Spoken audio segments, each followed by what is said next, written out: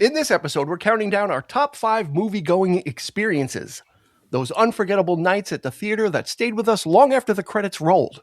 The trailers, the smell of popcorn, and that feeling of being completely swept up in a story with a room full of strangers. Stay with us. Get ready for the 3324 podcast, where lifelong friends Dean Legiro and Eric Kuber share their love of all things music and movies. Dean has directed short films and is a music trivia buff.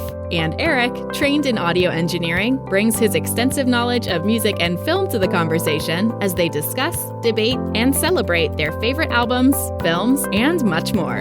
Welcome, friends, to the 3324 podcast. Season 6 is rolling on. Oh, my God, yes. Yeah. Was that? I'm not sure what kind of, oh my God, that was. Yeah. I can't believe we've done it this long. Good Lord. We've done it this long, or are we doing 6 more? I'm very proud that we're doing it this long. I'm very proud of you, too. Yeah. So thank you, sir. We appreciate that. Welcome, guys. All right. Yeah, we've got a full house. If this were on video, so for the people that are listening to us, this would be reminiscent of a bit that they used to do in Sesame Street of which one of these things doesn't belong, and it would be me. This is true. It's a family affair tonight, isn't it? Oh yeah. So this is called the Nepo cast. Yeah. Yeah, we got some faces that we definitely haven't seen or talked to in a while. We'll call this an episode. Okay. Oh. All right, Eric, take it over and go ahead and do the intros. All right. So we have what would have been the bottom right-hand corner, we have Courtney Cremines, who was with us with our Jagged Little Pill episode. Alanis Morissette, fantastic job. We need to get you on more. That's why you're here tonight. This is your first top 5. Yes. So that's great. To her left my left on the bottom is my wife, Kelly. And what you probably don't know are these two are sisters and they're twins. So that's a first. So they're both here tonight and it's a pleasure to have you both. And then the of voices course may get a little confusing. Yeah, exactly. Eric, which one is Smoke and which one is Stack? There is, or maybe Sun and Shine. I don't know. Sunshine. I don't know. You know. Okay. So in our very first guest that we've had on the show, and it's always a pleasure to have him. And he just happens to be Courtney's husband and my brother-in-law, Andrew Cremines. Welcome, sir. It's always a pleasure to be here. As always. Yes, hey, let me ask you this: How are you splitting? How are you splitting seasons? Is it per episode? Number of episodes? No, it's by the launch date. Oh, neat. So we launched on or about February 21 or 22. So that's pretty much our season length is a year. Wow, it's been that long. Yeah. Mm-hmm. That's great. Yeah, you were the first one, and I can't believe you keep coming back. Yeah, my pleasure. Now you're self-deprecating. Yes, of course. What we want to do is thank each and every one of you that is sitting in with us and listening. If it's your first time, welcome aboard. We've got a ton of top 5s for you to we literally have 5 years worth of top 5s back there. Music, movies. If you grow up going to Blockbuster hoping that the tape was behind the box art, this is the kind of show for you. If that dreaded walk up to Die Hard, and if the tape wasn't behind the box, wasn't going to be a good weekend. No, you'd have to get the Rutger Hauer knockoff Die Hard ripoff version movie that you know, or Jeff Speakman, one of those ripoffs. But if you like that kind of stuff, this is the show for you. We got a load of great guests, a fun topic. We want to hear what you have to give us. You can give us your top 5s when we're done. You can hit us up on Instagram, Facebook, and or YouTube. Any one of those locales will get a response. And within your podcast platform that you're listening on, there should be a little fan mail or message us button. You can send it that way as well. We can't respond to that. So if you want to rake us over the coals with impunity, you can do it that way. Otherwise, all the other ways we will respond. So, Eric, what is the top 5 after that mush-mouthed intro that I did? I thought it might be fun to go back and revisit some of our top, some of our favorite movie-going experiences. Now, in this case, it's not necessarily always the film. It could be just the experience, whether it's, the venue, if you're nostalgic for a particular theater that you grew up around, could be the technology that's been, improving over the years. If you've seen something in like an IMAX format or something that blew your mind, that could be a factor. The snacks, the popcorn, the hot butter popcorn that you've always loved, could be just the people that you were with. In this case, first dates and all that. And then, of course, crowd reaction is also a great factor too. And the people that you don't know, that's always a really great experience to have people cheer and laugh and cry and experience the film. Sometimes it's not even a great film, right? But you're having fun anyway.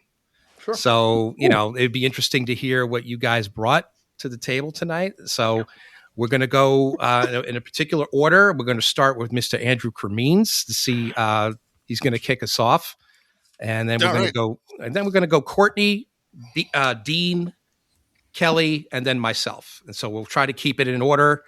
So there we go. Andy, what do you got for your fifth? This is awesome because it is a dying experience and it's a dying art. And, all the mergers with Paramount and Warner Brothers and all that stuff. And Netflix is going to make it even worse. There are going to be even fewer theaters. So I'm hoping there's kind of a backlash to everything, like vinyl coming back. I'm seeing rumblings of younger generations kind of rejecting modernity and going back to things. So hopefully, we'll get back to that or whatever, but it's a great idea. I am going to throw your entire premise in the garbage immediately in the first answer. And that's how you do it for this episode of the 33. Thanks for coming, everybody. Bomb thrower has arrived. Go for it. No. Here it is. May 2002, Downtown Disney opening night, Attack of the Clones, digital theater. Everybody's there. It's packed to the gills. Everybody is swinging their lightsabers and wearing Yoda ears and throwing popcorn. The room is electric. It is just the coolest vibe ever. Everybody can't wait for this movie to start. The lights go down with no preamble. Just shoomp, lights go off. All of a sudden, everything starts going vibrating, and you hear like these suspenseful strings, whatever, and then this voiceover says, "I believe it is our fate to be here. I believe this night holds the very meaning of our lives." And the Matrix code comes down from the screen, and the whole fucking room blows the roof off of the theater. It was the loudest cheer, I'm getting goosebumps. Look, it was the loudest I've ever heard a crowd scream in a theater before. People were jumping around. It had been 3 years since the first Matrix movie. Yeah. So and this is in 2002, people weren't constantly on geek internet. So you kind of forgot about it. You weren't there for that. You were there for Star Wars. And everybody who was there was a sci-fi geek, loved the first Matrix movie. And that trailer came out of nowhere, and just the way it was presented with no anything, whatever, nobody was expecting it. And people were cheering the entire trailer. And if you watch that trailer again, just all the, mileage may vary whether you thought the second movie was good or not, but I'm just telling you, the promise that night was one of the biggest, most incredible moments in a theater I've ever been in. So, and this is during a Star Wars movie. It's during a Star Wars movie. That's fantastic. Yeah. The hype for Matrix Revolutions. It was Reloaded. Yeah, the second one was Reloaded. Yeah. Yeah, it was huge. It was off the charts because Matrix was like the T2 of its era. It was so groundbreaking, and people couldn't believe it. So they were absolutely ready for more. Wow. Yeah. So not about Star Wars. I thought you were going there, and I'm like, okay, here it comes. He threw us a curveball right there, man. Starting with the trailer. So that's awesome. All right. That's fantastic. So your number 5 is the Attack of the Clones, but it was the trailer for the Matrix that sent people, losing their shit. Yeah, the Attack of the Clones ended, and it had nowhere near as excitement as the Matrix trailer before the movie started. But at least you had something to look forward to right after that. You're like, okay, something else. Yeah. And then that was, we won't get into that, but yeah. All right, Courtney, what do you got? Okay, so the way that I approach this is kind of just in complete, like, what lingered with me. Okay. So I'm going to start in kind of chronological order. Mhm. The Sixth Sense. Oh, Nice. Destroyed me. Kelly and probably Eric and Andy can all.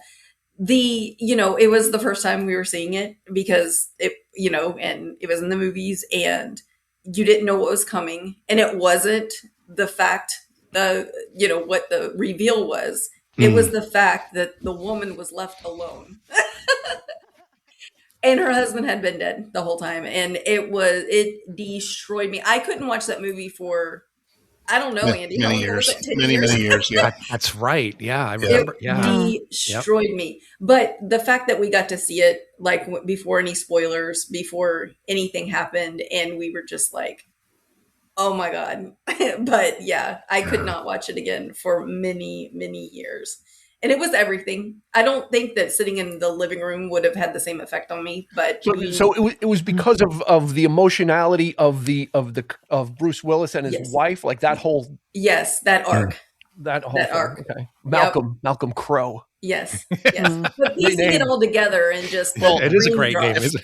If I remember correctly, Court, it wasn't just it was the fact that the wife had been alone this whole time, but Haley Joel Osment's acting really screwed you up too, because he was so sincere. Yes. And it's crazy. He was scarily good. Yes. Yeah. So young and scarily mature. Yes. Well, we just showed Jacob that movie this year. Oh, really? And he hadn't seen it, and we were like, your aunt had a real reaction to this. So we're not sure which way you're gonna land, so just keep in mind. And he knew nothing. All this time he knew absolutely, and he was blown away. Awesome. He liked it though. Yeah, and that's wow. I'm surprised that he knew absolutely nothing about it. Yeah, that's great. Yeah. Wow. So good pick. That was mine. Awesome. That's my first one. All right, Dean. Oh, me. Okay. Yeah, that's right. You're in the middle. Cool. All right. A lot of my stuff is gonna be older because that's we when are I was old. going to the movies the most. Mm-hmm. And in the 80s was like, again, VHS, DVD, CD, whatever, Laserdisc made it easy to watch stuff at home. But in the 80s, that was you still had to go to the movies to see stuff. And Eric and I and our friend Johnny, whatever, we used just to go see almost anything. But right. In 1985, we were, just out of high school. And I saw this movie and I felt like at the time it hit so hard. I felt like they were talking to me. I felt like this movie really understood what everybody was going through, and it came out at that time. It was The Breakfast Club. Yep. And when I saw it was a new film, and it was something new of just 5 kids literally in one scenery area for the most part, talking about what it's like to be, each one, was a different kind of stereotype in school, but in the end they all found out that they're all just wanting to be noticed by their parents. And that's probably a universal thing. Yeah. When people watch it, but at the time when it came out and I saw it in a theater, I was just so it hit so hard. Yeah. And I went to go see it so many times afterwards because I just felt like, this wasn't superheroes. This wasn't cops and explosions. This was kids, teenagers sitting around talking about what it's like to be a kid at that time. It was a play. It was. It was instantly likable. And Dean, we saw it together, and I think we saw it maybe we went back 2-3 times. Yeah, I think within the same week, if I'm not mistaken, right? Yeah, it was that kind of just, it's like, wow, how did this guy John Hughes, how did he know this? Right. How did he reach into it? Yeah, what we went and then through. he hit the trilogy with Ferris Bueller, and then Some Kind of Wonderful. So it's like a whole trilogy of this is what things are like from different aspects. So there you go. My number 5 is Breakfast Club from '85. That's awesome. Cool. All right, Kelly, what do you got? All right, so I'm doing mine in chronological order, but it seems like you might. I don't know. Mine is like way back, so I'm starting, and I don't know if we're going to duplicate any of these. So I have some extra in case. So. And by the way, she told me this story the other night, and I knew only half of the story, but she revealed the other half. I was like, I've said I'm going to do. Okay. I said I'm going to talk about this one because I told Eric I'm going to tell you this one because I don't know if I'm going to actually say it because Courtney might beat me to it. Yeah. Oh. So I told him this one that I had on my list. Right. Wrath of Khan. I knew I was 99% sure you were going to, so I didn't. Yes. So funny. Andy knows the story kind of Yeah, so I'll tell my version of it if you have a different add-on, please add. So 1982, Eric told me the year because I don't know years of anything. I'm just I know. So 5-year-old little kids. So we were still in Kentucky. I knew that. Yeah, we were still in Kentucky. We saw Wrath of Khan at the Dollar Theater in town because that's really the only place. But the whole story behind this isn't the movie at all. It's the fact that my mom lied to my dad and told him that we were going to the park for a few hours. And we went to the movies. We saw this mind-boggling movie because we didn't really see a lot of the TV series, and so we went there, saw it. Our whole brains are exploding from this fantastic movie. Yeah, bugs are going to climb in your brain. We're just we get home, we pull in the driveway, and my mom says, "Oh my God, we're supposed to be at the park. Go get dirt on your face. Go mess up your hair. Act like you've been down slides." And we're like, "What?" I didn't know that part of the story. She told me that I was dying. I was like, "Are you kidding me?" That's the trauma. It was like, what just happened? That was worse than the bug in your ear right there. It's fantastic. So then we had to pretend like we didn't go to the movies, and we just all we wanted to do is talk about this movie. Well, I got to say, the fact that Wrath of Khan is on your list already ups your geek cred on this panel tonight. You're already plus one. Yeah. On your the movie itself, after I saw it years later, it's such a great, and the idea that the series had been off and their comeback and everything, and the episodes that Khan was in, the main episode and everything, and watching that, it was so cinematic anyway. And I don't know, it was just it's a great memory. So yeah. So we've got a story of a trailer, and we have a story of deception so far. Hey, I'll throw something in. The first time I saw it with Johnny, and we were late to the theater, so we came in the middle. And we stayed and watched. We watched the rest of the movie, and then we stayed and watched the first half, and then we left. Get caught up. So we saw it out of sequence. We saw it out of sequence. Yeah. Well, supposedly that's how movies used to happen. There was no published times. You just came and people would watch it until they caught up. And if it was sold out, you had to wait in line. You couldn't get tickets in advance. You couldn't. Yeah. Was that Alfred Hitchcock that changed that for Psycho? Yes. Psycho was the first movie that they didn't allow people to come in. It's funny that you guys were so gentlemanly to the theater. No, we're only staying until we get caught up. And, not a minute extra. Well, we had to catch the bus home. Because we had to get home. We had to catch the bus. So we just want our full ticket value. Yeah, up to the second. All right. All right. All right. So my number 5 is number 5. If this is probably like Andy was saying about the Matrix trailer, this was my crowd reaction moment, and nothing has ever topped this. I might have been there I definitely was there when we saw Attack of the Clones, and I don't remember that. I don't remember that happened, but it's a great story. But my biggest crowd reaction, it's never been topped since, was seeing Rocky 2. Back in 1979. We saw it. We were with my mom's best friend. We were visiting them in Jersey. We went to see it. Our dads took us to see it. And when the fight started, they turned the house lights up, and everybody's wondering what the hell's going on. And the ushers were just standing at the top of the aisles, they were just standing there like this, waiting. Because apparently every screening, people were going nuts. Oh, and wow. It was the theater turned into Madison Square Garden. It was like you were watching the fight. Popcorn being thrown at the screen, cursing, people, get up, right? that's the experience I had. We were standing on our seats, jumping up and down when Rocky and Apollo were on the ground. We were like screaming. I mean, it was insane. I have never had an experience like that ever. I'm so jealous. And that's so saying cool. And that's saying a lot, because of all the great movies we've seen over the years, the big blockbusters, Star Wars, we've heard cheers, we've heard laughter, we're crying, but this was something else. This was like the sporting event. And if you don't want to take my word for it, the Rewatchables podcast, they're showing episodes now on Netflix.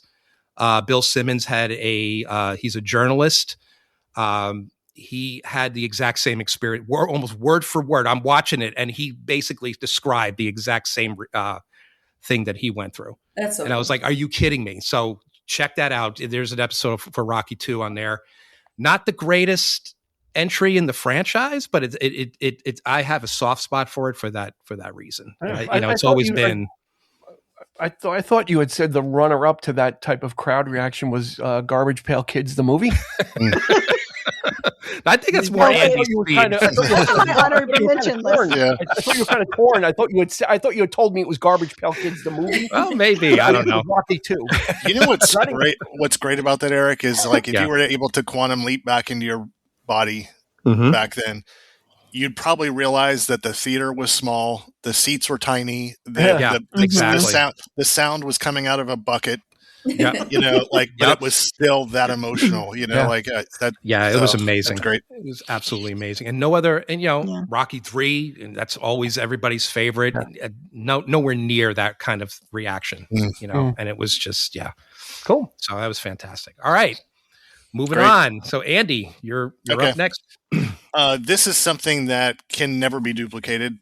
It will never be duplicated, which was that's why it's so special to me. And you can't possibly describe this to anybody today that wasn't there. But the time it dropped, the way the internet was at the time, and the months of pre-marketing, I've never been as scared in my life in a theater then or since the Blair Witch Project. It was only playing in the smaller theaters of the big, like 75 seats of the big, like, multiplexes or whatever. We saw it opening night, so we knew nothing about it other than like the websites that had been leading up to it. And like in the current day right now, everybody is trying desperately to become viral or do some kind of marketing or whatever. They didn't say, hey guys, we're doing a marketing thing. There was just, they put up like 6 months before the, or however many months before the movie, a website about missing kids. And then like they would update every once in a while. And then one of the things was they found footage underneath this old house in the woods. And if you want to see that footage, it's this. And it's almost like a Faces of Death kind of thing, whatever. So you just didn't know what you were getting into. And like you kind of knew it was fake, but it kind of not, because it was so ridiculously well acted. Like, and the way it was edited, you're going to throw up because the camera's going everywhere. So like no person in their right mind would put out a movie like this if it wasn't found footage, literally, or that sort of stuff. So there was just times in that movie where like there's a part where there's kids running around the tent on the outside and they push the tent in. You never see them. But I felt like I'm in danger. I've got to get out of the theater. Like it was so scary. And it was all because of the lead up. It was 6 months of leading up to this. And you will never be able to duplicate that. So it was just the absolute perfect marketing of some random ass college film from University of Central Florida in Orlando. A buddy of mine was making his film at the same time, so he knew all the guys. They were in his class making the movie. So wow. I tried to talk to him about it, and he's just like, yeah, those guys were kind of jerks anyway. But but it was like they were in my class. They like owe me $5. But anyway, it was like. At the time, though, that will never be duplicated for me. I will never be that scared, and I will never be that blown away by marketing or anything like that. So, it was Blair Witch Project, pioneering of the found footage genre. And the movie wasn't shot on. I remember seeing it in the theater. It wasn't shot on like high def. It was shot on like camcorders. So it had that. It's like, well, this kind of might be real, because why wouldn't they have filmed it? Yeah. And why isn't it on film? If it's a film, why would they put this out? And then like at the very end, when I think the actor's name is Michael Williams. I met him once, standing in the corner at the very end, and then just like cuts. Yep. It's like, this is the creepiest thing ever without a monster and without a noticeable villain. Yeah. It's playing, it's the famous trope of sometimes the unseen is scarier than what we can show you. So it plays on your own fears. There's a couple of city folk, I guess. They're during the middle of the city slickers. Yeah, where they're filming whatever, and they go into the town of whatever it is, and they just interview this one woman, and she's like holding a kid, and they're like asking about the legend of Rustin Parr or whatever, and she's just talking as if she's talking about her cousin, and like this is just somebody from like Tennessee. There was no acting with this woman, and like the people like that were what just completely sold it because they.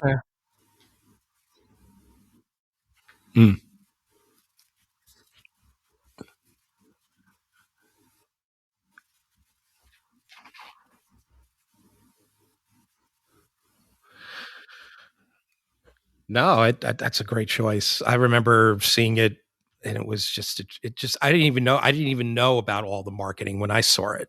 I think I saw it with Kelly. You weren't there, but I saw it with Kat. No, so I was going to say the opposite of your guys' experience with Blair Witch is my total opposite. I never got to see that movie, and everyone was just like raving. And I rented it one night, and it didn't. It was like, I do not get this. Why everyone was scared of this movie? It makes no sense to me. Why? But by that point, I had known everything that was happening. Yeah, and that was one of that kind of course of years. I should have like, these are the movies I wish I had seen, but that's one of them that, I don't. So you went with Kat and not me? How did that happen? Yeah, I don't know how that happened. I don't. It was maybe you were supposed Just to a go group. and whatever. I don't. Yeah, and it was just freaky. No. Yeah, no. Yeah. Right. Yeah. What got me was like the locations, the just being in the woods that far in, filmed in Maryland. We drive by all of these, like, you look on the side of the road and you're thinking about that film, especially at wintertime when there's no leaves on the trees and it's all dead. And just think of that. And it's just crazy. All right, Courtney, what do you got for your next one? All right. This one is completely just so silly, but it's The Hangover. And it's because it had been so long since a true comedy that I can remember had been in the theater where it was like, just go, it's going to be, but the theater was so alive and was so just laughing at everything. The energy I hadn't, like, by the time comedies were like, our age, it was video. You saw all your comedies on video, but for some reason, I wanted to see this on the theater. I think it was a time where we saw everything. We just went, and it just the energy, and that's my favorite kind of storytelling, is like being dropped in the middle of a story and being like, what is happening? Like, let's like time travel, like lost, like different perspectives. Like that's my type of, but the humor and the just everybody in the theater, the energy, that's my next pick. I remember that too. There was a drought of comedies that weren't just idiotic. And I remember when Court and I saw the trailer for that, for some of the movie, there was like, it must have been a Red Band trailer, unless I'm misremembering this, but it just starts off with like, what's his name? Main character guy, saying Cooper, like, Bradley Cooper, like saying, we fucked up, like it, and then it goes into the thing or whatever, so it was cool. Yeah, that became a cottage industry. The Hangover, just kind of,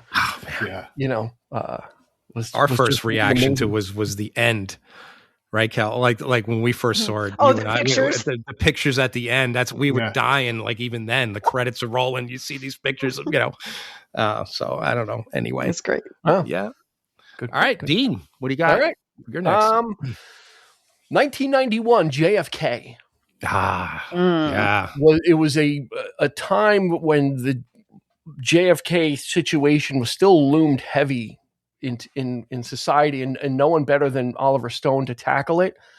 And sitting in the theater for, 2.5 hours, having all this stuff thrown at you, all these webs of conspiracy, was mind-boggling. And then I distinctly remember, I can still pull up the memory of it, is at the very end when Kevin Costner's character is putting Clay Shaw on trial, and they finally show the Zapruder footage.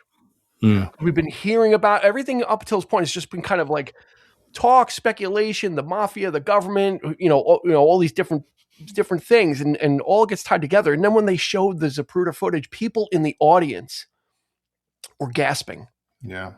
The theater was silent during that whole courtroom scene. It was so intense. The music, everything, all the threads that the movie left us were trying to get tied together. But I never forget when they showed the Zapruder footage, even though we've seen it, but seeing it on the big screen and just in a courtroom thing, you feel like you're a member of the court.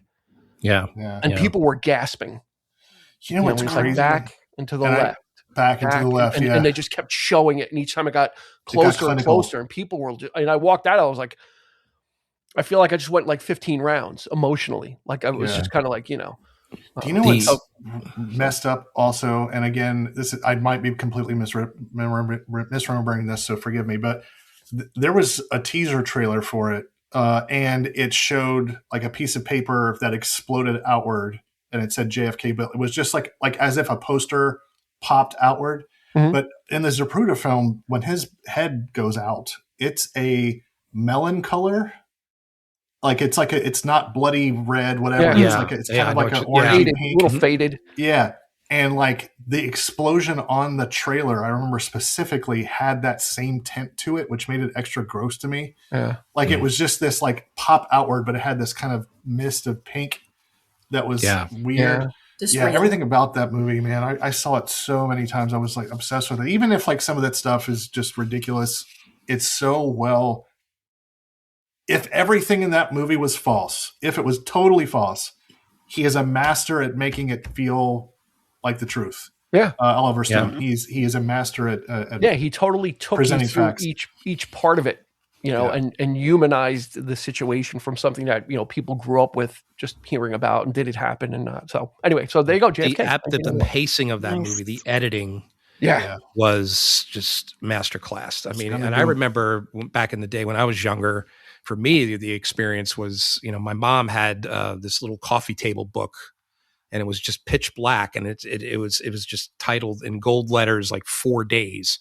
And I'm like, what is this? And I'm curious. And I'm looking through it, and it's just pictures, all the time life photos of the actual, the limo and of course the funeral, John with the salute and everything. And I'm like, why would you have such a thing? Yeah, because she was treating it like it was a commemotive. Yeah, a lot of people had that thing. 4 days. Yeah. And it was just so odd to me when that movie came out. Of course, I was, we were all thrown into the conspiracy. I bought the book. Yeah, Garrison's book, and I had the notated screenplay or whatever with absolutely amazing. So. Yeah, all right, there we go. Cock-a-doodle-doo. Sorry to bring you down. No, great pick. I almost had it. Really? I almost had it on my list. So all right, kicking it over to Kelly. All right. Yeah. So mine's going to be a little different than JFK. Mine's the 1990 Disney film Beauty and the Beast. Nice. Love it. Yeah, so that was what was special about that was it was my first Disney movie. My Disney movie, the one that was my generation and the one that we got to enjoy, and none of the other ones had been. And there was so many like in the vault, and you couldn't even watch certain ones on video and stuff like that. So having a Disney movie that you can experience in the theater was really special. Yeah. And there was so much about that, like with the camera, like videoing them and, the different techniques. Well, it was the new art. Yeah, it was like the new artwork and the new experience of it as opposed to just the 2D, like flat gray court. Yeah. Full disclosure, that's the only film I've ever seen in IMAX. Oh. Really? What? Yeah, it got re-released much later on. It got re-released in IMAX, and I saw it in the theater when it came out, I think. but then it got re-released in IMAX, like maybe in the late 90s or something, and I went to and it's the only IMAX film I've ever seen. Did the line work? What is going away? We see IMAX all the time. Yeah, you know. Did the line work and stuff hold up to scrutiny that big? Like, absolutely. The film was gorgeous. It absolutely was. Even if it's less about the line work back then. You know, that's when they were hitting their stride with the storytelling, the music, like everything was symbiotic. Starting, Little Mermaid, Beauty and the Beast, Aladdin, and Lion King, or like the holy quadrilogy of Disney, right? It was like that kind of signaled the second coming, and it was fantastic in IMAX. It was huge. I remember having that. Remember the Laserdisc, Dean? With it was the work in progress. The work print. I had that. I bought that. That was cool because it's all the sketches. You're watching half the movie and like it's unfinished and showing you all the different the different like layers of sketches and everything. It was great. Yeah, that movie got me into Disney. I wasn't a big Disney person, and that. I remember that. I remember you were like all in. You were like Lion King. I was like, that's cool. I was going for it. Awesome. All right. So, my number 4, I think it's more about the theater. And I think, Dean, probably know where I'm going with this one. Let's see. And having a movie theater, when you first moved from Yonkers, New York, in South Broadway, we had a theater, but it wasn't the greatest neighborhood. As a kid, my mom would tell my brother, hey, take your brother to see some movies or whatever. And he would take me there and he'd fucking leave me there. Okay. And just to hang out with his buddies. But I got to see all the shitty, like knockoff movies that weren't Jaws, that weren't, I saw all those B-level, like, Edgar Rice Burroughs. Yeah. Orca, Tentacle, all that bullshit. And, but when we moved to Dobbs Ferry, the joy of knowing that there was a little movie theater in right in town that I could actually get up, walk into town, and see we didn't get first run films, of course. They came probably a year later. Easily. Yeah, but we saw Star Wars. Raiders of the Lost Ark. We saw when it came to the Pickwick. Me and Johnny saw that every night that week. We did the whole route. We did the tape recorder thing. We taped it. We did the whole business. But I think bootlegger. But my pick, I'm going to pick. Some of my fondest memories were going to the midnight shows. That's when they showed the rock movies, and I was really getting into the Who at the time. Me and Glenn, this kid Glenn, we saw The Kids Are All Right there, which was a new film. It had just come out in '79, so it was basically when we saw it was like a year later, but it was new. It was like just getting into a band pre-MTV era, and seeing a documentary about the band that you're just getting into when it's like pretty much at the twilight of their heyday, because Keith Moon had just died, and we're experiencing their entire retrospective. There it was amazing. Saw Woodstock there, Star Wars, anything that was Who related. We went to see Woodstock because the Who were there. We went to they probably had Monterey Pop, and the Who were in that. We saw Tommy, we saw Quadrophenia. Anything, so those were great experiences and if it wasn't the rock movies, it was the real raunchy grindhouse horror films. Make Them Die Slow. Remember that? Yeah. Yeah. And they had Rocky Horror there. Yeah. It was cut up to shit, but it was great. The grainy, I think I saw Friday the 13th Part 2 there. Yeah. Happy Birthday to Me. Scared the crap out of me. So all that kind of stuff. But it was great. But like I said, just the idea of getting up and just walking into town and just going to a movie theater was the convenience of it was great. And it was just, it was kind of run down. It was old, and I was very sorry to see it go. They turned it into like a music studio, right? It's a recording studio now. Yeah. Nice. Yeah, so the marquee is still there. Fun fact: in the before Eric moved to Dobbs Ferry in the early mid '70s, it was for a brief time. It was a porno theater. Nice. It was. That's real. That's true. I'm not joking. Well, they ran the person out of town, and then I got to see The Sting and Towering Inferno. Wow, I did not know that. It was a porno theater for a little while. Didn't last. Wow. long. Okay. Are you talking about the porno movies, The Sting and The Towering Inferno? No, the porno version of The Sting was Stung. Oh. And the Towering Inferno was the Towering Internal. Yeah. Okay. You asked. Not really. All right. Moving on. Andy, what do you got? Andy, are you turning red? Am I? No, I'm naturally I've got high blood pressure. Thanks for noticing. There you go. All right. Over to you. I'm kidding. Oh no, wait. Yeah, Eric went. Yeah, okay. Yeah. Just to add on to what you're saying, the theater itself, Court's been there before, but in Huntington, West Virginia, where I grew up, there's this theater called the Keith Albee, which was right downtown in Huntington, West Virginia. And it was like stone carved, like opera kind of theater that used to be like proper theater kind of things, where they just would play normal movies or whatever. But like, man, it was just one of those things. It had an actual box office, with the lobby cards and the window and all that stuff or whatever. Yeah. And you go down, the bathrooms were like spiral staircases of red and like opulent statues and stuff, but it was like they're playing like Johnny Be Good and, or those 80s movies. La Bamba. Love it. My number 3, I have a feeling that as big as this was 10 years from now, it's going to be a footnote and nobody's going to care. But, what was shown in 3D digital with the first Avatar movie was unlike anything anybody's ever seen in theater history. Like the first time anybody saw the first Avatar in 3D and digital, it was like you were in some other planet. So much so that there is a clinical, I don't know if you saw this or not, but there's a post-Avatar depression syndrome called PADS. Was a widely reported phenomenon, clinical diagnosis where viewers experience sadness, lethargy, and feeling of dissatisfaction after watching Avatar and returning to the real world. Like people were so immersed into that movie that they got depressed when they left. And it's James Cameron's running the franchise into the ground. Nobody cares about these people anymore. It needs to be. They're decent movies, and James Cameron's a genius, but like.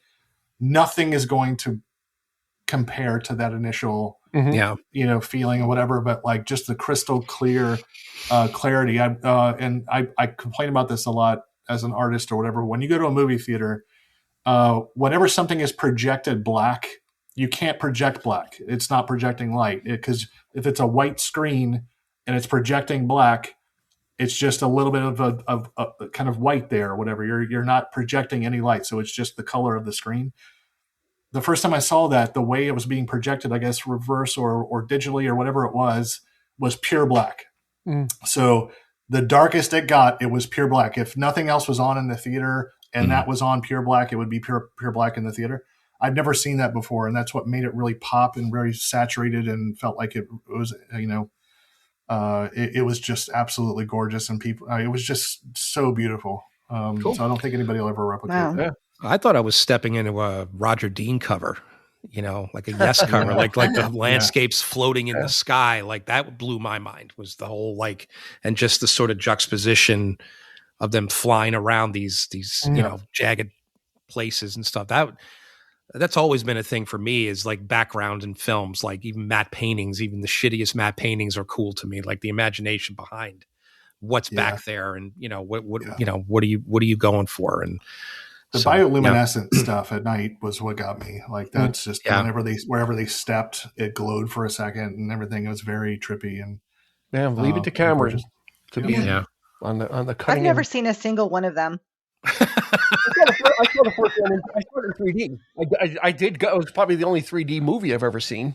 And you got to get out more, my buddy. Yeah, I'm a shut in. Yeah, it's just weird. I wish I would have. I think that they're the newer ones. I would like to see. I don't know. I would like to experience seeing them in the theater. Hopefully, the original one will come back with now they're redoing a lot of those in IMAX and things to bring in new crowds. It would be nice to see that. Yeah, it was Fern Gully all day thing. But you guys have done that before. We have actually. I know. Wouldn't be the first time. Avatar was Fern Gully in space. Take the movie Fern Gully. When I walked out, I said it was Dances with Wolves in space. Yeah, Fern Gully and Dances with Wolves in space. Yeah. All right, Courtney. All right. So you're going to catch a theme with these next few entries, but The Greatest Showman. That movie made me feel like a kid again. It was all like from the second, and it's still probably I'll consider that my favorite movie of all time. It just really just wrapped me up. And the funniest thing is I went with my friend Joy, who had no idea we were seeing a musical. She was like, "This is a musical." I'm like, "Yes." But it really just took. I mean, the theater was great because everybody kind of was just in awe. We saw it opening weekend, so it was like nobody had really any expectation about how. I mean, I feel the music is just so great. I mean, and everything about the acting and everything. So, I mean, that movie just transported me back to being a kid, and it's still whenever I watch it, whenever I listen to the music, it just takes me right back there. It's just one of my tops of all times. Wow. Yeah. And that's a relatively recent film to have such an impact as well. Yeah. That's what made it so great is that I was so old and I felt like I was a kid again. Like I felt like I was seeing like Beauty and the Beast for the first time, or I was seeing one of those childhood shows. So it kind of recaptured the magic. Yes, exactly. Yep. That's a great feeling. Yes. To be able to have an experience now with that, with everything, movies are so self-aware usually and cynical and wink, wink, but to have something like that from a recent film, that's really great. It's funny because when 2020, when the pandemic came and The Greatest Showman was like the dance that everyone was doing. I think it was like 2021 or whatever. It was so funny because you were the first person I thought of when that started kicking off. I was like, Courtney needs to be filming or something. Dancing is not my forte, TikTok is but living in that moment. And you showed it to us. We visited you, because we hadn't seen it. It's great. It's a great film. Yeah. I'm not usually a big musical guy. I like music movies, like pertaining to music, but like musicals. But that was really well done. Yeah, so it was Loved good. It. Really, Hugh Jackman, he can do it all. Of course, it's funny because we only know him. Voice. We only knew him originally as Wolverine, as just a tough badass. But he's just like telling everyone, "I just want to dance. I just want to dance." Yeah, so he's he was. But just like the dance mate. All right, Dean, what do you got? All right, well, everything can't all be hearts and flowers. Not every movie-going experience is fantastic and as life-changing as Courtney's. And I'm sorry to rain on everybody's parade, but Indiana Jones and the Kingdom of the Crystal Skull it was like a dagger in my movie-going heart. I could see literally was. I get it. And that was an experience, and it stayed with me, right? I mean, we were so psyched for the return of Indy, Steven Spielberg. The trailers looked good. It was like, he's swinging, he's diving, and especially at his age, it's like we were sold something, right? You drive the car off the lot, and then the doors fall off, and you can't bring the car back, and that's exactly what happened. I remember watching this film. And it got worse and worse, and it got more disappointing and more disappointing. And it was just kind of like, I love this character. I grew, we grew up with Indy. Yeah. This is kind of like, we won't go into Star Wars, but that was a runner-up in this conversation. But I felt more about this because it was just so, all the pieces were there. Spielberg, you had all the ingredients were there, and it was just like I walked away. I'm like, I don't ever need to see this again, and I haven't. I was like, and I felt horrible for that, but I'm like, in my mind, it just kind of does that movie just and the other one too, Dial of Destiny. I'm like, these movies just don't exist. They're not part of it's a different thing, and it happens, but strong enough that I felt I was like, I was almost like so disappointed. Right. I was so for me, it was all about Harrison Ford. Just, the man can do no wrong in my eyes. Just him coming back, donning the outfit. I think I was more excited about that than anything else. And I thought he was great in it. I enjoyed the movie because the whole story and Marion and them at the end, I just loved the conclusion. Yeah, there was some great movies. Those were the best parts of the movie were the quiet moments. when he was the archaeologist, were my very favorite scenes. All the action sequences were horrible.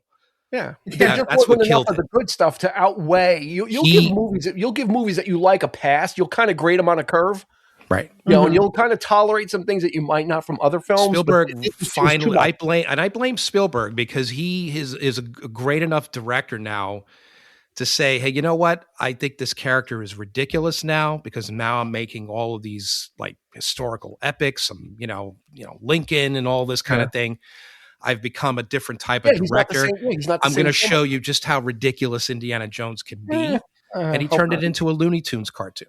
The freaking tree and the car and the whole business. I was just like, you completely took it over you jumped the shark, and he literally like is glad that he did the nuke the fridge thing. Like that he coined that, like, I did it, I'm like, yeah, okay. All right. I felt, that's what, Last Jedi did that to me for Star Wars. So I everything about me loves this. I'm already 80% meeting you halfway. Yeah. Please stop. Like halfway through the movie, I'm like, oh my God, no, So it's a shame. Yeah, I think we can give Crystal Skull and for Andy Last Jedi, we can give it a just disappointing. I concur, Doctor. I don't pull out the dead trombone very often, but this was apropos. So, all right, Kelly. All right. So my next one is 1994, Shawshank Redemption. This does not surprise anybody, but my high school boyfriend was a huge Stephen King fan. And he was reading all these books, and he would actually, this was like his favorite date night was I would go over and he would read me Stephen King books. So, so this one, I had no idea anything. I had no understanding of what this movie was going to be about. I'm like, that's a stupid name. I don't really know what's happening here.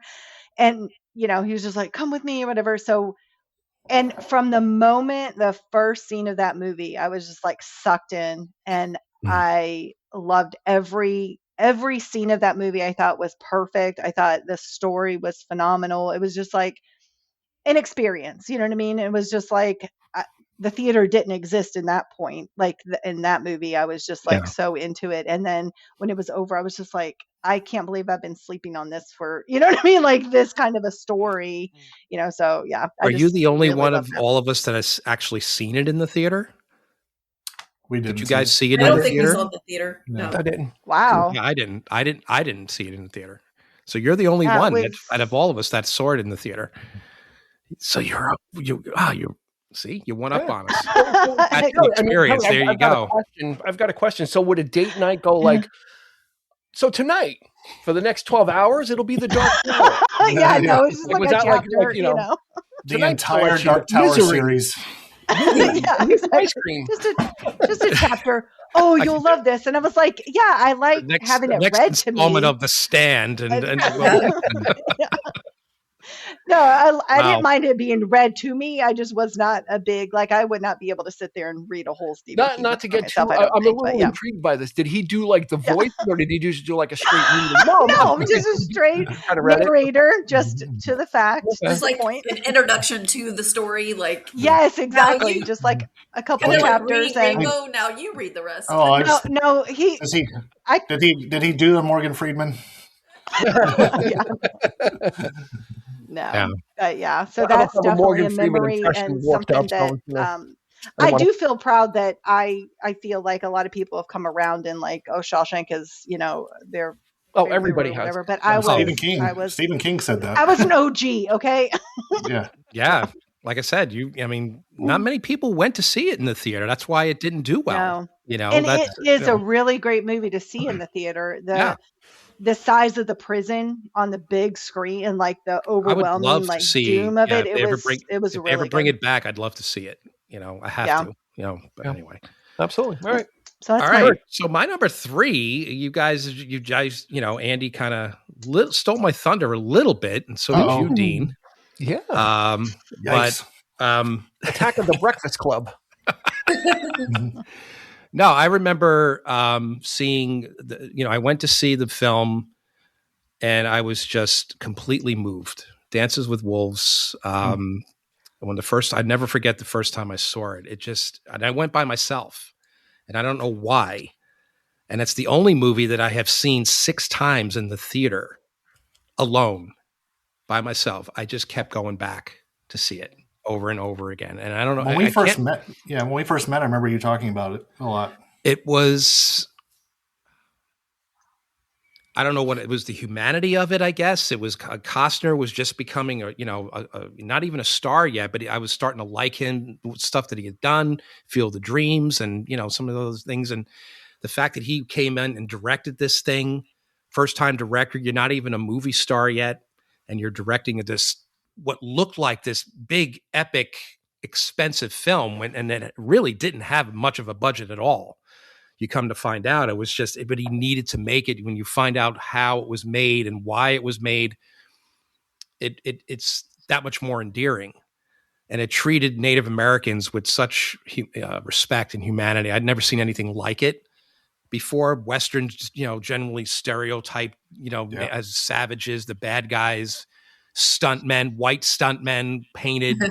But here you had people that were just people. And they were acting and laughing and crying just like everybody else. I was completely blown away. I mean, the music, every time in prep for this, I actually pulled it out and I watched it and tears are flowing again. I'm just like, I hadn't seen it in so long. Such a beautiful movie. And, and it's like everybody, now it's like, oh, it's so sentimental. And of course, critics are, it's not accurate. It's this and that. Oh, Goodfellas should have won that year for, Best Picture. That's one I don't agree with. I think it deserved everything it got. And it was just Native amazing. Americans up to that point were either savages or the magical plot device, so like they were never human. But I remember also taking note of that time that the scenery was something that we had never seen before. It wasn't just the humanity of it, but like they really spent time showing the scenery. Like, I mean, we're watching The Lord of the Rings now with our daughter, and it reminds me of that, just the sweeping vistas and stuff like that. They didn't take time to do that before that movie. That I remember. The cinematography, the shots look like paintings, that you would see from somebody from that time period, maybe painting those landscapes just to find those locations still, untouched. Was I slept on that movie. I didn't see it when it came out, and I regretted it ever since. It was beautiful. I mean, I just love. I think I called in sick to work to see it because I was like, why am I going to go to work? Oh, now it makes sense why you weren't. It's like the Portlandia with Battlestar. I had to open to close that day.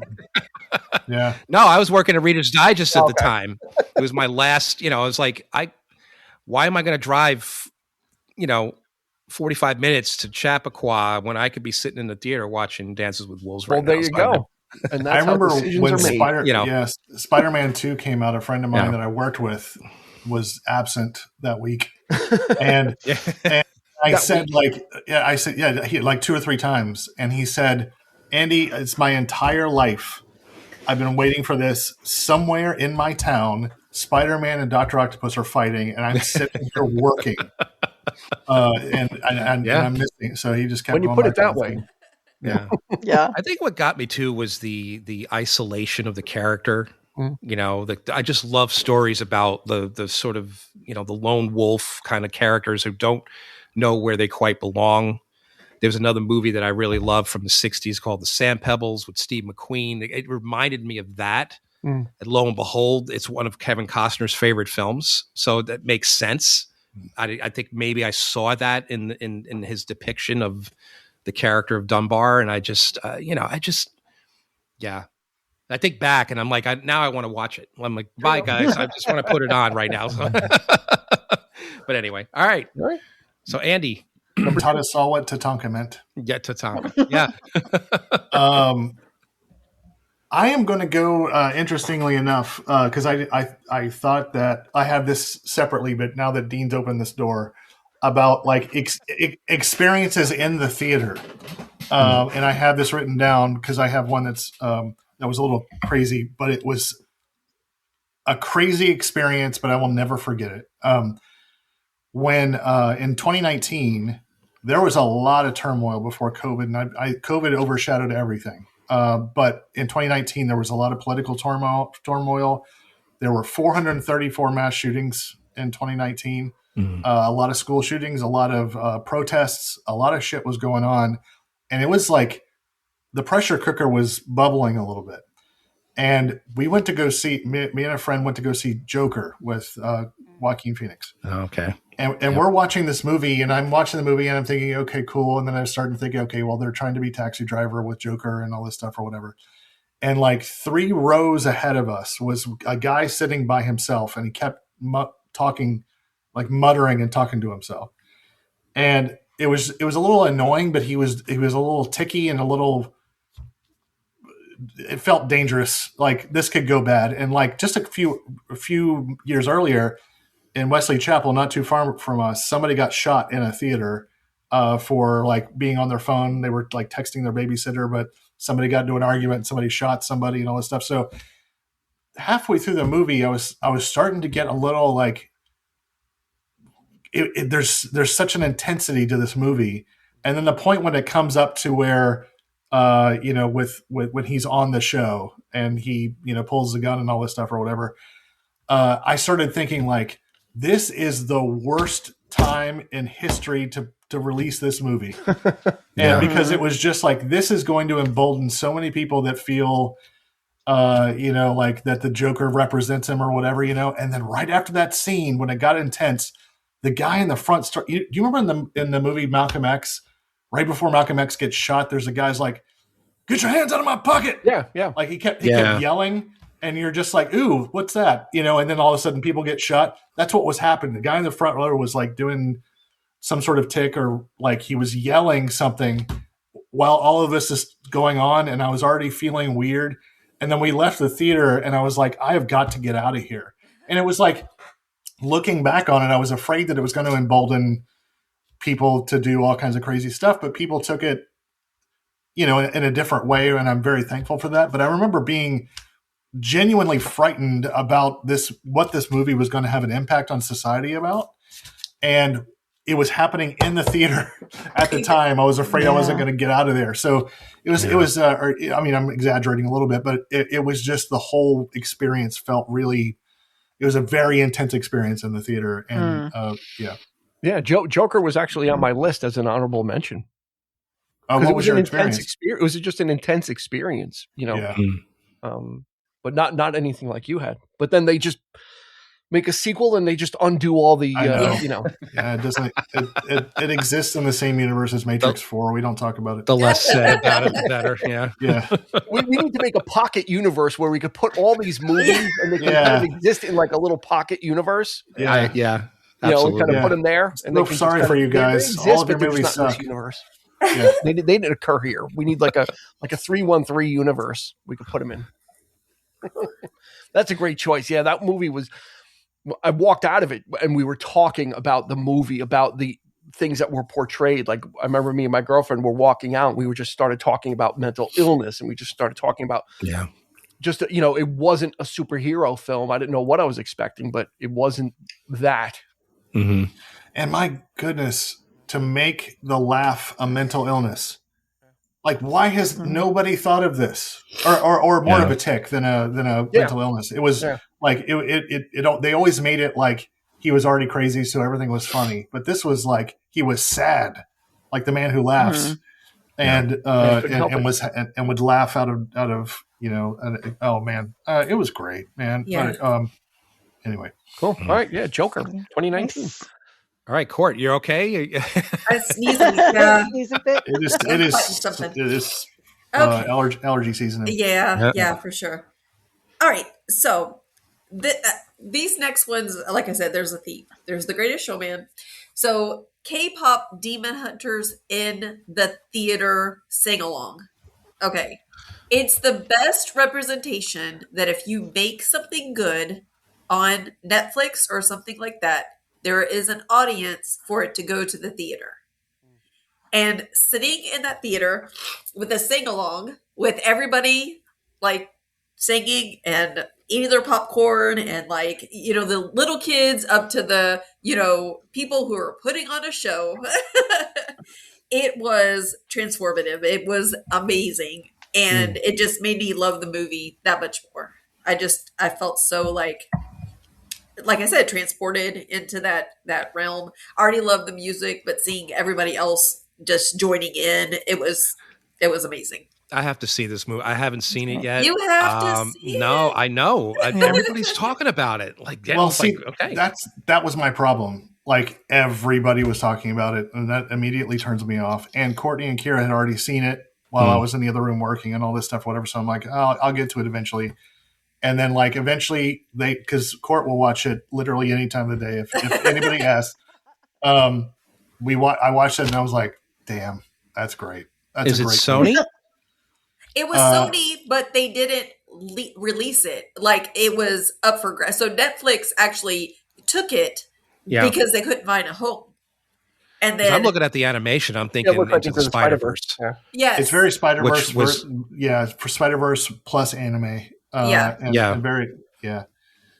it's being great. able to see it in the theater with all of the fans loving it and singing, and it just made it, because, you know, you see it in your home and you love it, but then being with other people, like I said, I just felt that was a hope for the future. Like, release it. It's a good, you know, movie.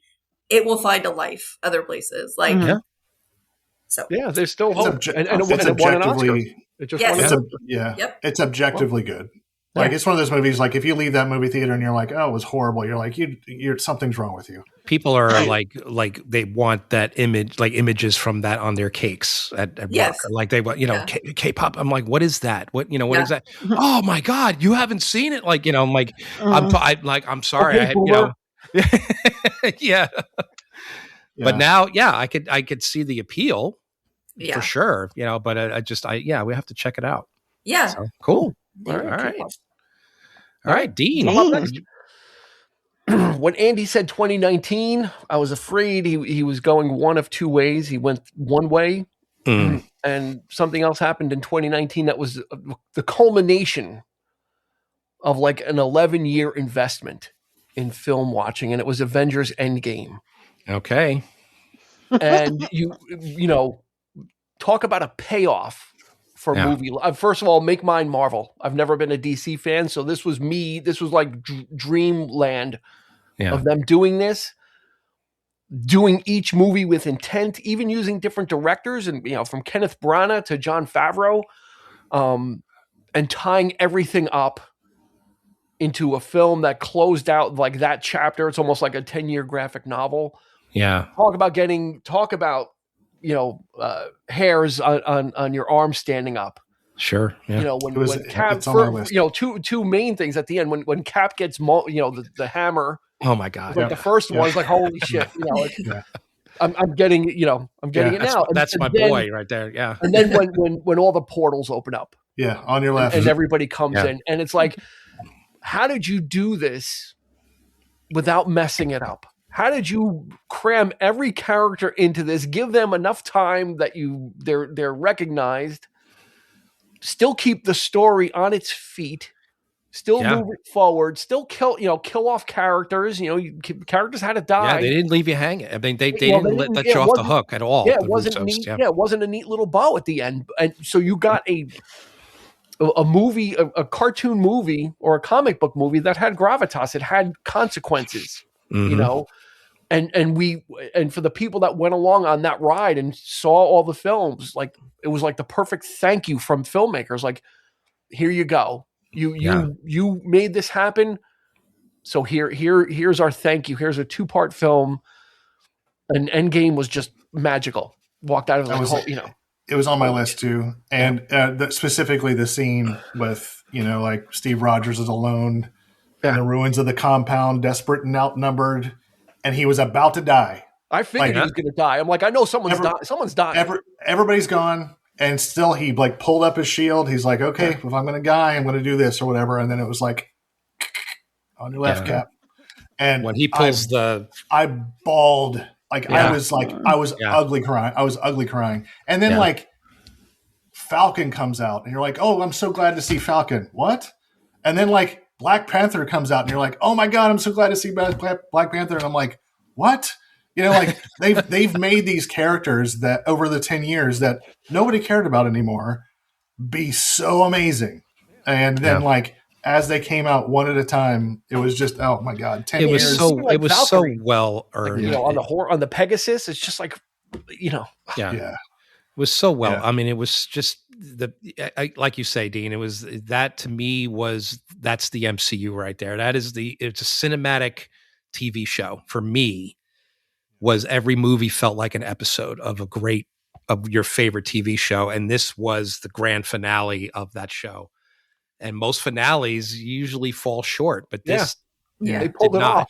Yeah. It's hard to keep up too, man. Like I have not felt the same way about anything Marvel since. Oh yeah. Everybody got the fatigue, you know, I mean, they hit it so far out of the park that any other home run is not going to, it's like, well, that didn't go as far. Yeah. Even if it was a home run, it's like, okay. Yeah. You know, so it was a blessing and a curse. It was kind of like, you know, we got one of the greatest things and we got to see it. It's actually coming back out again in September in theaters. Yeah, before Doomsday. I can't wait. Yep. I'd love to see that. But like what I wanted to say though, because I had it on my list too, was when the portals open, the crowd went ape shit. Yep. Like this was a crowd film, right?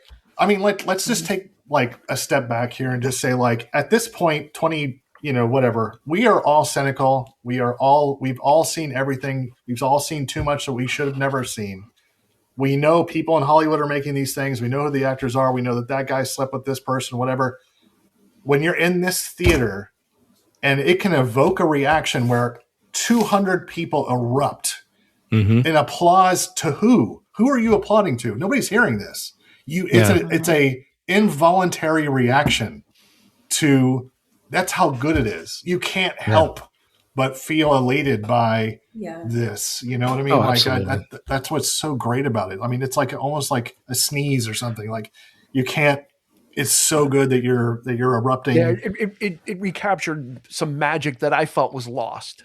You know, kind of like what Courtney said about Greatest Showman. It's kind of like, you know, they got it right. They didn't fumble. You know, for the most part, except for Thor: Dark World. But they didn't fumble for the most part. Well, I mean, come on. I mean, you got to throw a little shade in there. Can't make it all, you know. So there you go. Avengers Endgame. All right. Great choice. All right, Kelly. All right. So my next one is talked about my high school boyfriend. Then now my first date with my honey, my first movie date. What Dreams May Come with Robin Williams and what was her name? What was his wife's Annabella Sciorra, was that it? Yeah. Yes. Sciorra. Yep. That movie, I really feel like anyone that had the opportunity to see it in the theater, because the visuals are so amazing. Like it really is a hard watch. So you have to like have the payout of being in the theater, I feel like, to really, get through it and feel like, but we really connected on that movie. It like all of our walls came down as far as like being able to like have a like I love movies because of the conversation after a lot of times. Yeah. And that was such a thought-provoking conversation piece of a movie that I just remember like leaving, and before probably like when we first sat in the car, we were just like we didn't know what to say. And then when we started talking about it. Right. Yeah. You couldn't ask for a more depressing movie to watch. I mean, for our first, official date, it was deep. I mean, I didn't know what to expect from that movie. I didn't know what it was. It just looked gorgeous, and it's Robin Williams, and, and then you think about it. And of course, over the years, you're thinking about all the stuff that he had been going through, and to have read that script. And to deal with, what it's about and depression. And it's just, man, it just hits it harder.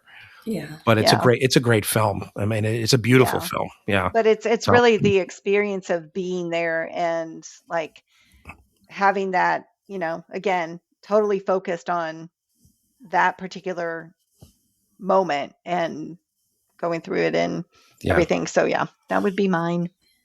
There's one of my favorite artists in the world is a guy named Gustave Doré, and he did all the illustration for Dante's Inferno, and they took a lot of the inspiration from the character, I could see that design for that movie in there. That's what when we saw the movie in the theater, it was like, holy crap, this is some really cool stuff. I just remember all of the like watercolor stuff, like the floral, like the vast fields of flowers, and it was just it was a painting. It was literally a painting. I was like, wow. Yeah, it's one of the most unusual like, effects movies, but it's great. All right. So my number 2 is a kind of a what the fuck moment. Oh. And which we all saw it together. Cover the kids' ears.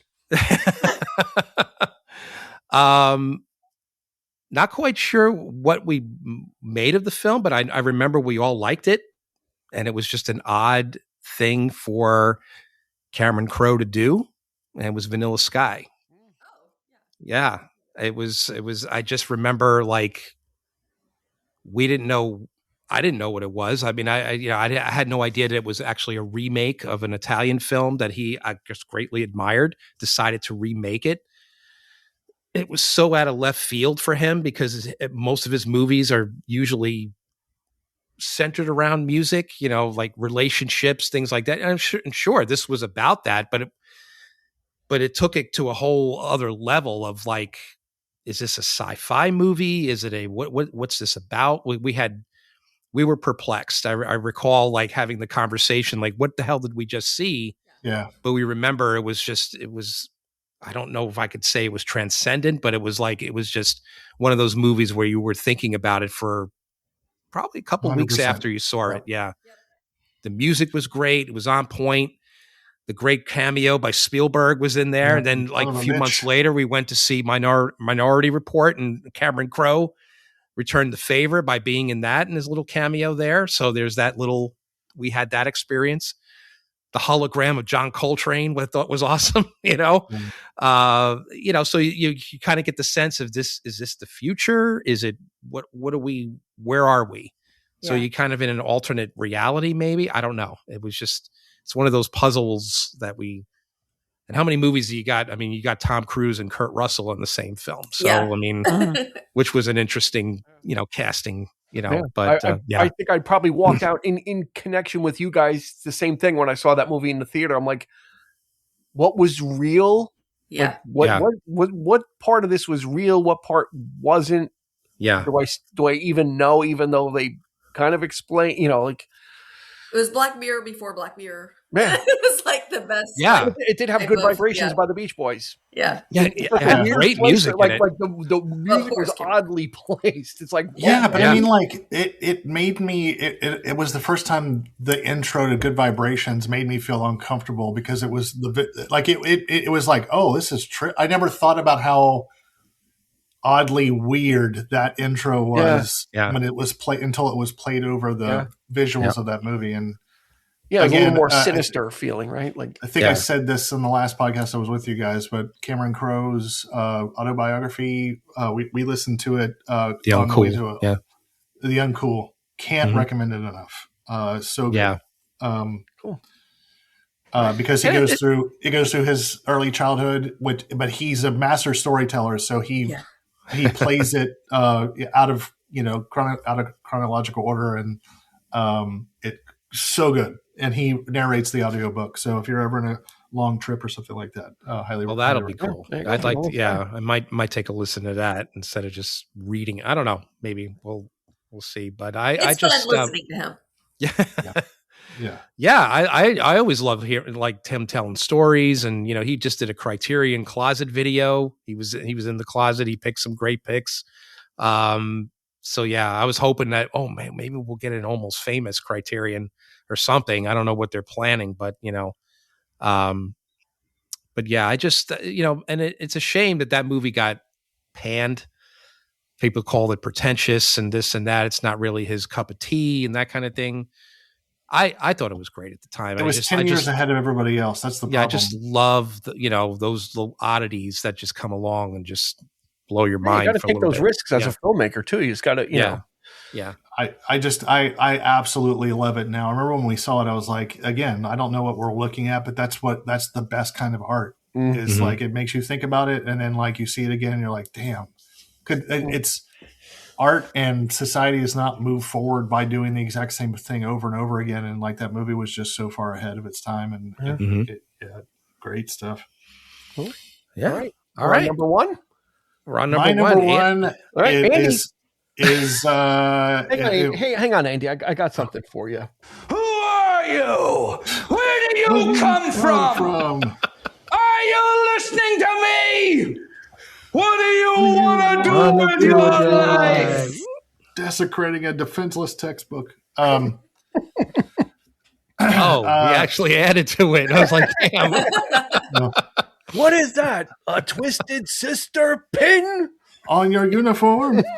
Okay, so I had my number one just under my number one. My number one was Steve Rogers, the on your left cap scene of Endgame. Just underneath that is also my number one, which is an entire year of experience.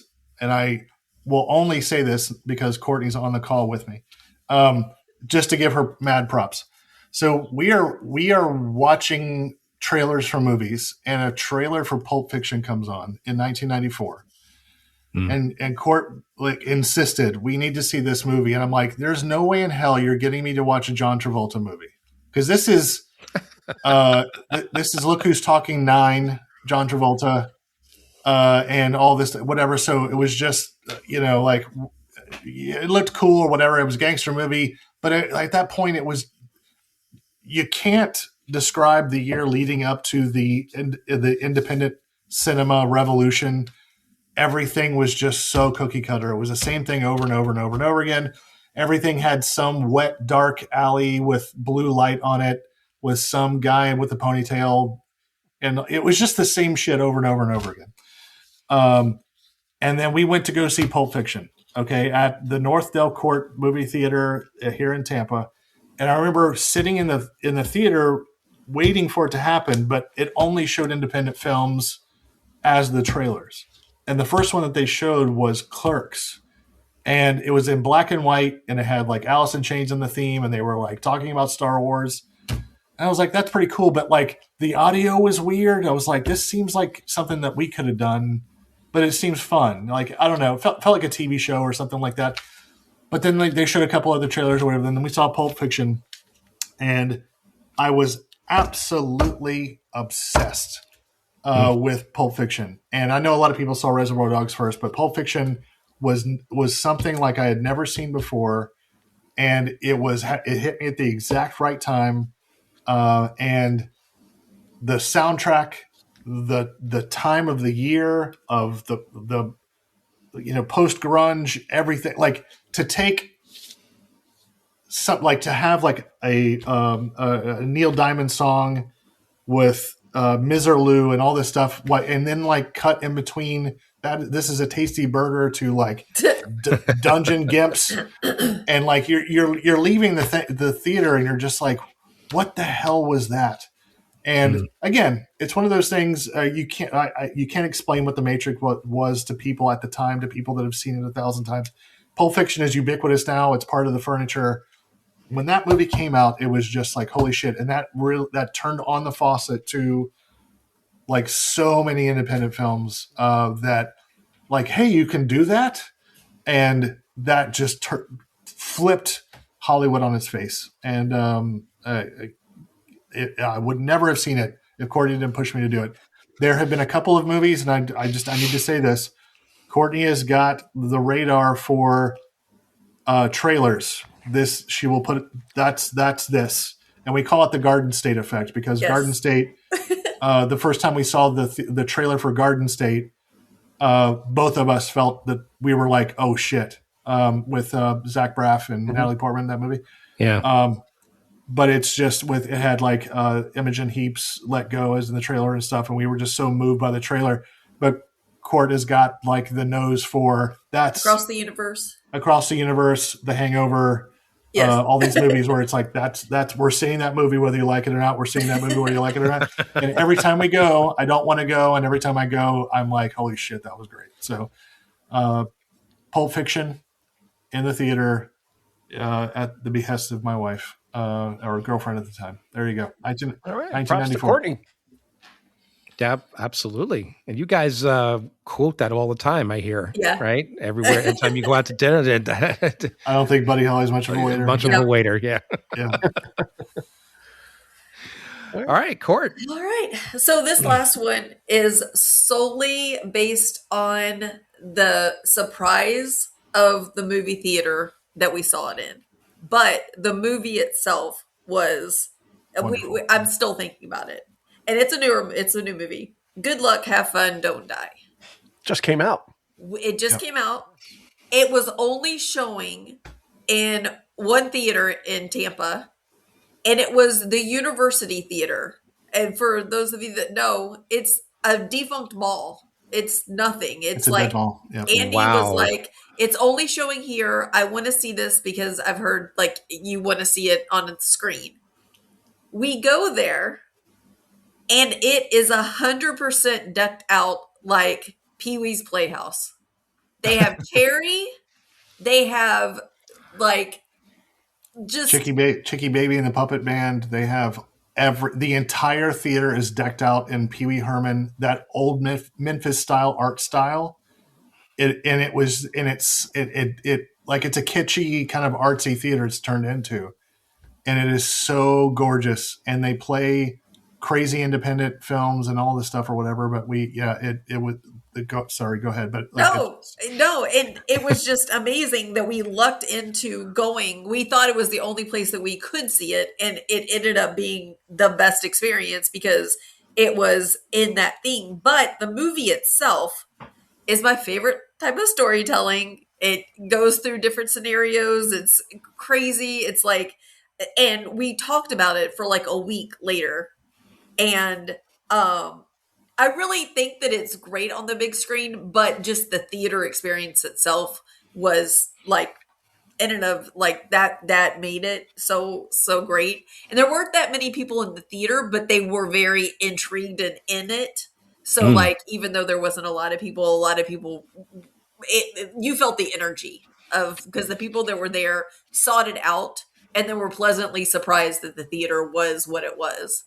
And we're just hoping to like keep seeing things there because we don't want it to die. But yeah, like I want to add on to that just because of this conversation's about theater. This specific theater, I was so sad how awesome it was because I told Courtney immediately, I'm like, this mall is going to fall apart immediately. I hope when this mall crumbles, they move like one street over or something somewhere else because they're doing such a great thing. Do you guys know who Joe Bob Briggs is? Yeah, he does like drive-in theater, but it's like creature, like Dr. kind of like Paul a male Bear. Elvira. Right, exactly. We got out of the theater, we saw that movie, and we walk out, and like there's this long hallway of theater of movies that are playing, and at the very end there's like a merch table, and I just wanted to go take pictures of all the Pee-wee stuff, and I go down to the end of the theater, and there's a merch table with two women there, but there is nobody around for 500 yards, and I said, and I looked around the merch, and it's all Joe Bob Briggs t-shirts. And I'm like, is Joe Bob Briggs here? She's like, oh, he'll be here in about 15 minutes. He's doing a live theater or whatever. And I like look in the theater, and it's completely packed in the theater for a live show for Joe Bob Briggs. But there's nobody in the hallway. It was so dreamlike, where it was just like people just experience, but anyway, all that. I'm just saying that like, there are independent theaters that are doing food, beer, that sort of stuff, and playing all these old things that are keeping the dream alive or whatever. And this is one of those theaters that like I immediately followed on social media because I want to see. I mean, they're doing all kinds of like things music, like sing-alongs. That's and, like, great. That's so great. It's so cool, man. But that movie too, I'll agree with Court. It's asynchronous. It's whacked out. It is Sam Rockwell, who's turned into one of my favorite actors, hands down. And it's so bonkers. Such a good movie. Yeah. Cool. All right, Mr. Legiro, what do you got? Final one. Yep. This is my number one. This was always ever going to be my number one. This is when I kind of was out of my depth when I went to go see this film in 1980. I think I saw it alone. Black and white film, directed by David Lynch, and it was The Elephant Man. Nice. And I went to go see it not really knowing what was going on, and it was the first time I ever cried at a movie. And so I had an understanding that movies can be something more than just Planet of the Apes and Star Wars. And, it can evoke an emotion from me. And I wasn't prepared for that because I was just kind of going. And then just to be really quick, just the specific scene is John Merrick is brought to the hospital in London. And he's kind of a curiosity, and Anthony Hopkins' character is kind of taking care of him and trying to kind of assess what is going on with him. Is he mute? Is he just not intelligent? And so he's kind of talking him through some Bible verses in preparation for meeting like the hospital administrator. So the administrator comes, and all of a sudden, John Merrick, the Elephant Man, he's so nervous he can't say anything. He can answer some basic questions. So they think that he's just not intelligent. So they leave the room, and they're starting to walk down the steps, and the administrator's like, "This guy can't stay. We don't do this kind of stuff." And they start hearing him reciting the Bible verses. From outside the room. And then Anthony Hopkins is like, I didn't teach him that. Yeah. And I wasn't ready for that. I don't know what it was cause he was, the shot of John Merrick, he's standing up in the room by himself, and he's just trying to get out, that he is a man, that he is a person, that he's intelligent, but he was so afraid. He's so afraid of people that when he was alone and him reciting the Bible verse, and then they stopped and they're like, we need to keep this man here, and as a 13, 14-year-old, I just wasn't ready for that. It was kind of out of my depth with movies. And it changed how I perceived film. It was entertainment, but it can be something more. It can evoke these. It wasn't just to go for a good time. You can go to be emotionally moved by stuff. So there's a scene. There's a scene preceding that where they basically say, "I pray to God that this guy's an idiot, so he doesn't know how bad his situation is." And then him, the next scene, reading out of the King James Bible from verse. There's a scene where Anthony Hopkins does this oh my God, this man, he knows. And that's where I lose it. I mean, it's the same scene. Yeah. It's just oh my God, it's so, that's what made me fall in love with David Lynch. Yeah. Such a strange film overall, dreamlike and just really weird, but it stuck with me the whole time. So there you go. Thank you, Dean, for bringing tears to my eyes. You crying? I am. I know the scene well, and you just, goddamn. Okay, all right. Okay. Sorry, Kelly. What do you got? Okay, so I actually had the Star Wars experience that Andy brought up earlier as my last one because I was going chronological, but so we don't need to rehash that. But my next one could only exist outside of the home. You could only have this experience if you went to this theater and saw this movie. The movie was Memento. Oh. And Memento was amazing just in its storytelling and everything of it in of itself. But my remembering of this was when we left the theater. And Andy, do you remember Tony Dungy? Oh yeah, the head coach of the Buccaneers. Yes, I remember very well. Yeah. And Andy's never one to shy away from going up to famous people, and so he's like, "So Tony, what'd you think of the movie?" And he was just like, I can't remember exactly what he said. Maybe you remember, but he was. We were walking next to each other. We were sitting next to each other. So we walked down the staircase together. We walked outside. So we were like, oh, thanks for opening the door or whatever. I was like, what'd you think, Tony? He goes, Too weird for me, man. It was such a, like, you're not going to bump into Tony Dungy in your living room. You know what I mean? Like, you're only going to meet someone like that. It was just like such a, after that, such a surreal movie, and you're like thinking about all the things that happen and how that story is told. And then, you know, just bumping into someone who's, I completely forgot about that. Yeah, but it's true. Like, yeah. And just see him like just standing there hanging out with his family, just waiting for his family to come out of the bathroom. And, you know, it was a great. Yeah, too weird for me, man. Question: what was he expecting? Like, I don't know. What were any of us expecting? Yeah, exactly. It was one of the situations where he was just like, "Hey, let's, you know, we're gonna go to the movies. Okay, I guess so." It was that door was opened by the independent film revolution that started with Pulp Fiction. So it's all Can I do a quick honorable mention? Sure. Because so just real quick, the most audience reaction I ever experienced was taking Kai to see Hairspray. Wow. With Zac Efron. I literally felt like I know what it was like to be in a Beatles concert. Those kids were batshit. It was insane, the reaction when he showed up on the screen. It was crazy. Yeah. Zac Efron, who would have thunk he would elicit that kind of. I remember. Yeah. High School Musical. Yeah. All right. I guess we're going to end it with my number one. And I'm always never at any loss to talk about this behind me right here. But it's not going to be that. It's going to be the sequel that I never thought I wanted.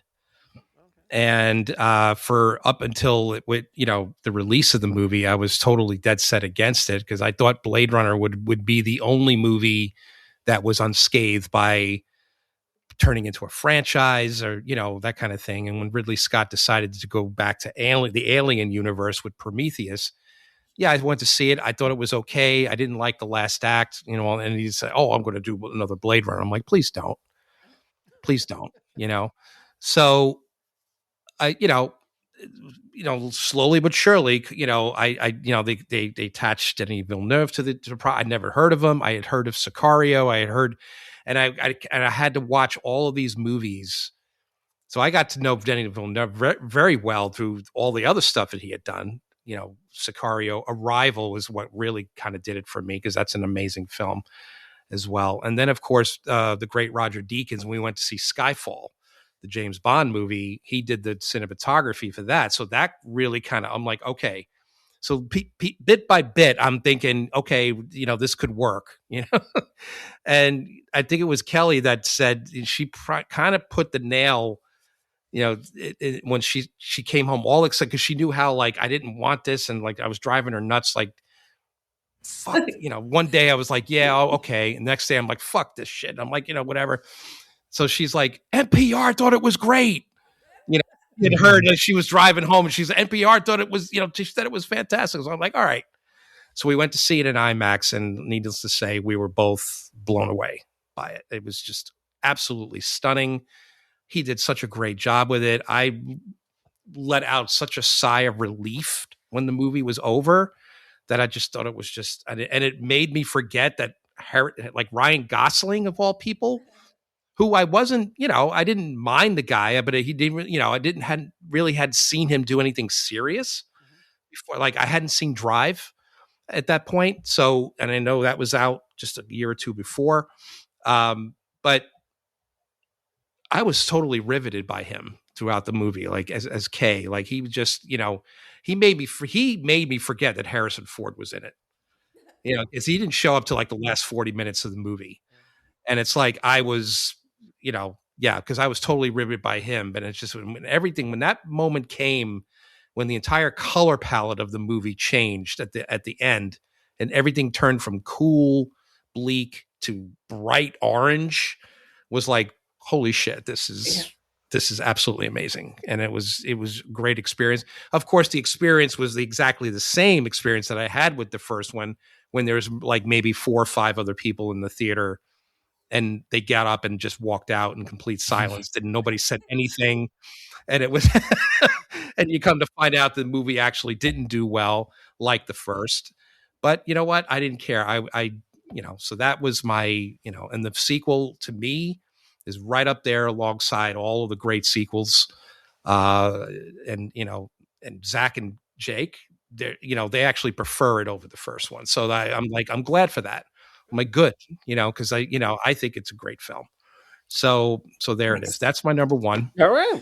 Not Blade Runner, but Blade Runner 2049. Yeah. Gosling's great. He's got the pretty boy syndrome that Brad Pitt had, that Leonardo DiCaprio had, that they come out handsome and then they do a role where you're like, okay, well, you got the chops too, Yeah. And he's cool. For Ryan Gosling, that was Barbie. What's that? For Ryan. For me, it was Crazy Stupid Love. Actually, he was really good in that movie. It was a funny movie, and he was really good. I'm like, okay, this guy is, he's good looking, but he can act. He can handle comedy. He can do some things. So he was, Can I throw in an honorable mention? Really quick. Do it. Do it now. There was the year that it came out, there was like a trailer that I saw for. It was like congratulating whatever studio it was, Warner Brothers or whatever. It was like, celebrate the such and such of whatever, and it showed like 25 films, and then it was like, bam, bam, bam, Fight Club, and it just showed Brad Pitt. I want you to hit me as hard as you can, and then it cuts to some other movie. And I was like, oh, give me a break! Like, it's just another like stupid fight movie, whatever, Mortal Kombat, whatever, dumb, whatever. And I remember being in the theater during Fight Club at the reveal scene of him saying, "We have just lost cabin pressure," when the twist of that movie. And I remember the entire theater like, what? And we just recently watched it. That movie, Dean, I'm actually surprised you didn't pick it. On par with The Sixth Sense, as the WTF moment. It's like, everything I just watched was a lie. I need to see this again. But they do it so expertly that all the clue and the same thing, all the clues are there. Yeah. Yep. One by one. In The Sixth Sense and in Fight Club, the clues are there. Yep. They're not trying to pull a fast one with things. It's like the stuff is pretty much there. But I'm one of those people that I go into the movies. If I'm trying to second guess a film, that means I'm out. They took me out of it. But if I'm there and I'm not thinking about the alternate plot lines and I'm just going with it, you've got me. You got me hooked. So there's one line in the movie. There's one line in the movie 20 minutes in that I don't want to spoil it, even though it's 20. I think it's years old. Okay, you're safe. There is literally a scene like 10 or 15 minutes into the movie where he passes Brad Pitt on like the thing, and he says, "If you fall asleep, can you fall asleep and wake up as somebody else?" And it just shows Brad Pitt, and like you don't know who Brad Pitt is. He was just some guy that the narrator probably saw at an airport and like made an alternate whatever of. So like it's right there. Can you fall asleep and wake up as somebody else? And it's just like, yes, obviously. Because, he did it. So yep. He did it. Awesome. Great job, everybody. That was love it. Fantastic. We would love to hear from you, the listener.